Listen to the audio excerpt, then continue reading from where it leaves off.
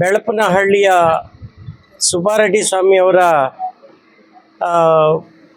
ಮನೆಯ ಅಂಗಳದಲ್ಲಿ ಅವರ ಮನೆ ಪ್ರವೇಶ ಮತ್ತು ಇದೇ ಊರಿನ ಅಸ್ಪೃಶ್ಯ ಕಾಲೋನಿಯ ಆದೀಪ್ ಅವರ ನಮ್ಮ ಅರಿವು ಭಾರತ ಕಚೇರಿಯ ಒಬ್ಬ ಸದಸ್ಯ ಅವರ ಮನೆ ಪ್ರವೇಶ ಒಟ್ಟಿಗೆ ಇದೊಂದು ಕೂಗಾಗಿತ್ತು. ಅಲ್ಲಲ್ಲಿ ಮೇಲ್ವರ್ಗದವರ ಮನೆಗಳ ಪ್ರವೇಶ ಮಾಡ್ತಾ ಇದ್ದೀರಿ, ಅವರು ಕರ್ಕೊಂಡು ಹೋಗ್ತಾ ಇದ್ದಾರೆ, ಅವರು ಬಂದು ಅಸ್ಪೃಶ್ಯ ದಲಿತರ ಮನೆಗಳ ಪ್ರವೇಶ ಮಾಡ್ತಾ ಇದ್ದಾರಂತ ಅಲ್ಲಲ್ಲಿ ಈ ಕುಟ್ಕ ಮಾತುಗಳು ಸಹಜವಾಗಿ ಕೇಳಿ ಬರ್ತಾ ಇದ್ವು. ಅದು ಪ್ರಧಾನ ಅಲ್ಲ, ಮುಖ್ಯನೂ ಅಲ್ಲ.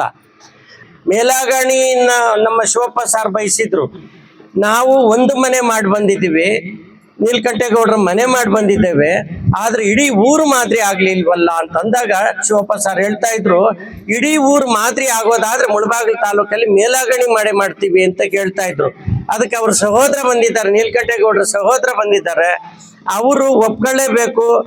ನೀವು ಶ್ರಮ ವಹಿಸಿ ನಿಮ್ಮ ಊರನ್ನ ಇಡೀ ಜಿಲ್ಲೆಯಲ್ಲಿ ರಾಜ್ಯದಲ್ಲಿ ಊರೇನೆ ಅಸ್ಪೃಶ್ಯತೆ ಮುಕ್ತ ಊರು ಅಂತೇಳಿ ಅದನ್ನ ನೀವು ಇಲ್ಲಿ ಪ್ರತಿಜ್ಞೆನೂ ಮಾಡಬೇಕು, ಆ ಊರಲ್ಲಿ ಪ್ರಯತ್ನನೂ ಮಾಡ್ಬೇಕಂತ ಹೇಳೋದ್ರ ಮೂಲಕ ಅರಿವು ಭಾರತದ ಒಂದು ಈ ಉತ್ತರವನ್ನ ನಾವು ನಿಮಗೆ ಅರ್ಪಿಸ್ತಾ ಇದ್ದೀವಿ. ಆ ಊರು ಆದಾಗ ನಮ್ಮ ಶಿವಪ್ಪ ಅವರು ಇದೇ ತಾಲೂಕಲ್ಲಿ ಹುಟ್ಟಿದ್ದಕ್ಕೆ ಅವರ ಮನೆಯಿಂದ ಅವರ ಪಕ್ಕದ ಹಳ್ಳಿ ಕಾಡೇನಹಳ್ಳಿ ದೇವಾಲಯ ಪ್ರವೇಶದಿಂದ ಹಿಡಿದು ಇಡೀ ಮಾದರಿ ಅಲ್ಲಿಂದ ಶುರು ಮಾಡಿ ಇಡೀ ಮುಳಬಾಗಿಲು ಇವತ್ತಿಗೂ ರಾಜ್ಯದಲ್ಲಿ ಎದ್ದು ಕಾಣ್ತಾ ಇರುವಂತದ್ದಕ್ಕೆ ಮಾದರಿ ಆಗೋದಕ್ಕೆ ಮೇಲಾಗಣಿ ಸಾಕ್ಷಿ ಆಗ್ಬೇಕು. ಮತ್ತೆ ನಮ್ಮ ಸುಬ್ಬಾರೆಡ್ಡಿ ಸ್ವಾಮಿಗಳು ತಮ್ಮ ಶಿಷ್ಯ ಮಂಡಳಿ ಮತ್ತೆ ಭಕ್ತರು ಎಷ್ಟು ಸಂಖ್ಯೆಯಲ್ಲಿ ಸಾವಿರಾರು ಸಂಖ್ಯೆಯಲ್ಲಿ ಇದ್ದಾರೆ. ಅವರ ಪ್ರತಿ ಹಳ್ಳಿಯಲ್ಲಿ ಸಹ ಇಲ್ಲಿ ಅಂಗನಹಳ್ಳಿ ಒಬ್ಬ ಮಾಜಿ ಅಧ್ಯಕ್ಷರು ಸಮೇತ ಪಂಚಾಯತಿ ಅಧ್ಯಕ್ಷರು ಹೇಳ್ತಾ ಇದ್ದಾರೆ, ಅಲ್ಲಿಂದ ಬಂದಿರೋ ಅಧ್ಯಕ್ಷರು ಇಲ್ಲಿ ಜೊತೆಯಲ್ಲಿ ಕುಂತಿದ್ರು, ಇದ್ರಲ್ಲೆಲ್ಲ ಏನಿದೆ ಸರ್, ಇದೆಲ್ಲ ಇದು ನಡ್ಕೊಂಡು ಹೋಗುವಂತ ಸಹಜ ರೀತಿಗೆ ಬರಲೇಬೇಕು ಅಂತ ಮೇಡಮ್ ಅವ್ರು ಹೇಳ್ತಾ ಇದ್ದಾರೆ.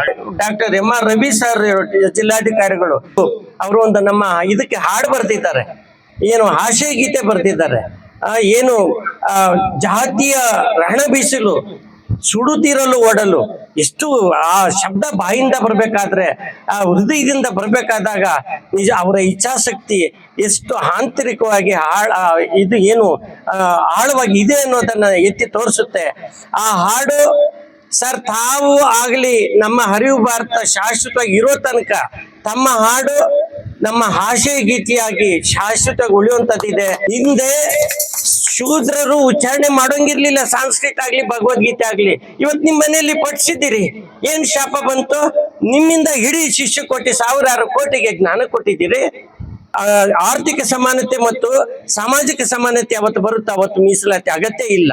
ಸಾಮಾಜಿಕ ಸಮಾನತೆ ಬರುವ ಹಾದಿಯಲ್ಲಿ ಈ ಸುಬ್ಬಾರೆಡ್ಡಿ ಸರ್ ಮನೆಯಲ್ಲಿ ಇವತ್ತು ಕಾರ್ಯಕ್ರಮ ಮಾಡೋದಕ್ಕೆ ನಾವು ಅರಿವು ಭಾರತ ತಂಡದ ಎಲ್ಲಾ ಸದಸ್ಯರ ಮೂಲಕ ತಮ್ಮ ಎಲ್ಲ ಯಾರ್ಯಾರು ಸಹಕಾರ ಕೊಡ್ತಾ ಬಂದಿದ್ರೆ 12 ವರ್ಷದಿಂದ ತಾವೆಲ್ಲರೂ ನಮ್ಮ ಅರಿವು ಭಾರತ ತಂಡವೇ ಕುಟುಂಬವೇ ಅಂತ ನಾನು ಭಾವಿಸ್ತಾ ಈ ನಿರಂತರವಾದಂತ ಈ ಚಳುವಳಿಗೆ ನೀವೆಲ್ಲರೂ ಸಾಥ್ ಕೊಡ್ಬೇಕು ಅಂತ ಹೇಳ್ತಾ ನನ್ನ ಮಾತುಗಳಿಗೆ ವಿರಾಮ ಹೇಳ್ತಾ ಇದ್ದೀನಿ. ನಮಸ್ಕಾರ.